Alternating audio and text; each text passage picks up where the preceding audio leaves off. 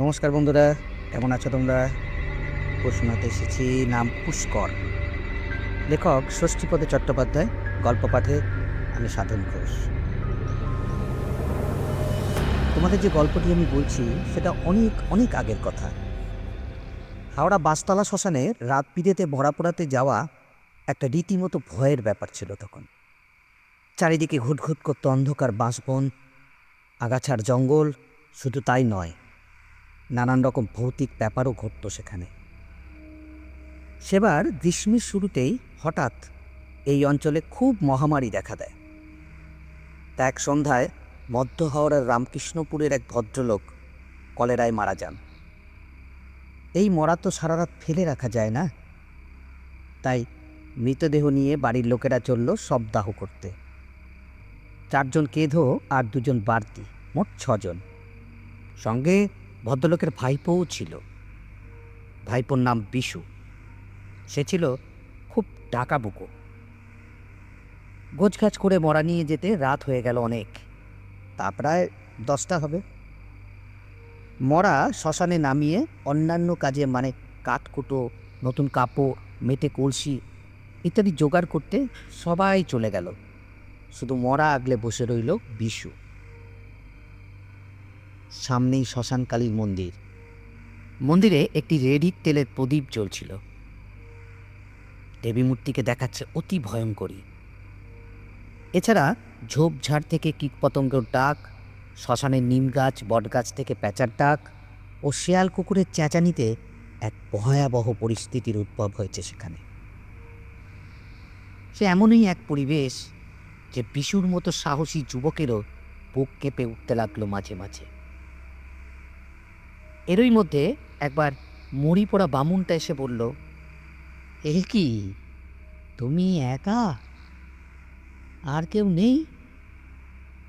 বিশু বলল, আর কারো থাকবারও দরকার নেই, আমি একাই 100। এ জায়গা ভালো নয় বাবা, মাথার চুল পেকে গেছে আমার। তোমার চেয়ে অনেক আচ্ছা আচ্ছা সাহসী ছেলে আমি দেখেছি। একটু সাবধানে থেকো, মরা ছেড়ে কোথাও যেও না। কিছু দেখলে অযথা গোয়ার তুমি করো না, আর ভয় পেলে আমাকে দেখো, আমি ওদিকে থাকি। বিশু বলল, আপনি জানতো মশাই, আমাকে একা একটু থাকতে দিন, আমার বহুদিনের স্বাদ ভূত দেখার। আজ যদি ভূত একটা দেখতে পাই তো সে সুযোগ ছাড়ি কেন? যত সব বুঝডুকি। অজ্ঞতা বামুন ঠাকুর চলে গেলে বিশু মরার খাটিয়ার পাশে বসে কিছুক্ষণ পায়ের ওপর পা রেখে দোলাতে লাগলো। তারপর মনের আনন্দে শীষ দিতে লাগলো। হঠাৎ মিয়াও একটা বিড়াল ডাকলো যেন। কোথায় বিড়ালটা? আবার মিয়াও। বিশুর হঠাৎ চোখ পড়ল চিমনির দিকে। চিমনির ভেতর থেকে একটা কালো বিড়াল বেরিয়ে এসে ওর দিকে তাকিয়ে আবার ডাকলো মিয়াও। বিশু সেদিকে তাকাতেই হঠাৎ ওর শরীরে কেমন যেন একটা শিহরণ খেলে গেল। এ কি হলো? এমন তো হওয়ার কথা নয়। ওর মতো সাহসী ছেলের ভূতের বদলে শেষকালে একটা বিড়াল দেখে, না না, মন থেকে দুর্বলতা ঝেড়ে ফেলতেই হবে। বিশু আবার বিড়ালের দিকে তাকালো। বিড়ালের চোখ দুটো যেন তীব্র আলোক রশ্মির মতো জ্বলছে। সেই আলোর দিকে তাকানোই যাচ্ছে না কিছুতে। বিশু মনের দুর্বলতা ত্যাগ করে তবুও এক দৃষ্টে সেই বিড়ালের চোখের দিকে তাকিয়ে রইল। বিড়ালটাও কিছুক্ষণ ওইভাবে থেকে এক পা করে এগিয়ে আসতে লাগলো এবার। কিন্তু কিন্তু এ কি, বিড়ালটা হঠাৎ এত বড় হয়ে উঠছে কেন? বিশুর এবার সত্যি ভয় হলো। ও দেখলো বিড়ালটা যত এগোচ্ছে ততই যেন ও বড় হচ্ছে। এও কি সম্ভব? পাশে একটা চিতার খোঁচা অর্ধদগ্ধ বাঁশ পড়েছিল। ও সেটা কুড়িয়ে নিয়ে রুখে দাঁড়ালো এবার। বলল, আর এক পা এগোবি তো তোকে মেরে ফেলবো। বিড়ালটার তখন আর বিড়াল নেই, তার তখন বাঘের মতো আকার। চোখে মুখে আগুনের হালকা আর কুচকুচে কালো গায়ের রং। হঠাৎ কে যেন বিশুর ওপর ঝাঁপিয়ে পড়ে ওর হাত থেকে পাঁচটা কেড়ে নিল। তারপর তারপর সেটা ছুঁড়ে ফেলে দিয়ে বলল, এ কি করছো হে ছোকরা? আমি জানি এরকম অঘটন একটা কিছু ঘটবে। দু হাত জোর করে ক্ষমা চাও ওর কাছে, বলো অন্যায় হয়ে গেছে।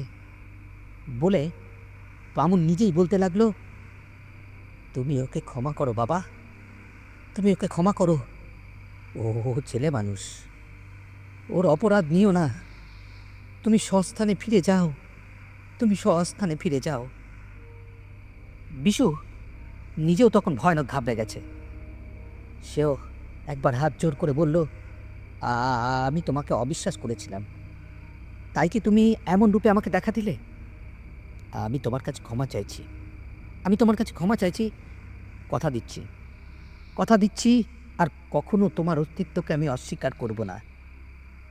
অনেকক্ষণ ধরে ওদের কাতর উন্নয় বিনয়ের পর সেই বিড়ালটা যেমন এসেছিল ঠিক তেমনই এক পা করে পিছু হটতে লাগলো, আর প্রতিটি পদক্ষেপে ছোট হতে হতে আবার সেই আগের চেহারায় পরিণত হলো।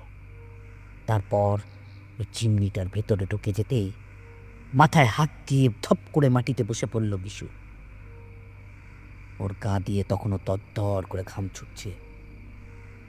বামুন বলল, ওই বেড়ালটা বেড়াল নয় বাবা, কালো বেড়াল অপঘাতে মরলে অনেক সময় ওরা পুষ্কর জনি প্রাপ্ত হয়, ওটাও তাই।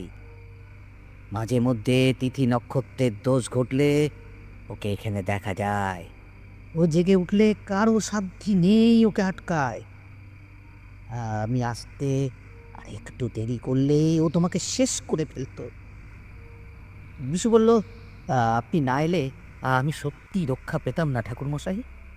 বহুত আমি বিশ্বাস করতাম না, কিন্তু এখন করছি। এরকম ভৌতিক ব্যাপার যে হতে পারে তা আমার জানা ছিল না। পুষ্কর ভূত সত্যিই ভয়ঙ্কর। এর কিছুক্ষণ পরে সবাই এসে পড়লে দলবদ্ধ হয়ে শবদাহ করল ওরা। গঙ্গায় স্নান করে শুদ্ধ হয়ে ভোরবেলা বাড়ি ফিরে গেল। তবে সেই থেকে বিশু আর কখনো মরা পড়াতে চায়নি। আজ আমার গল্পের এখানেই সমাপ্তি। গল্পটি যদি ভালো লেগে থাকে অবশ্যই লাইক, কমেন্ট অ্যান্ড শেয়ার করবে। এরকম আরও গল্প শুনতে আমার চ্যানেলটিকে অবশ্যই সাবস্ক্রাইব করবে।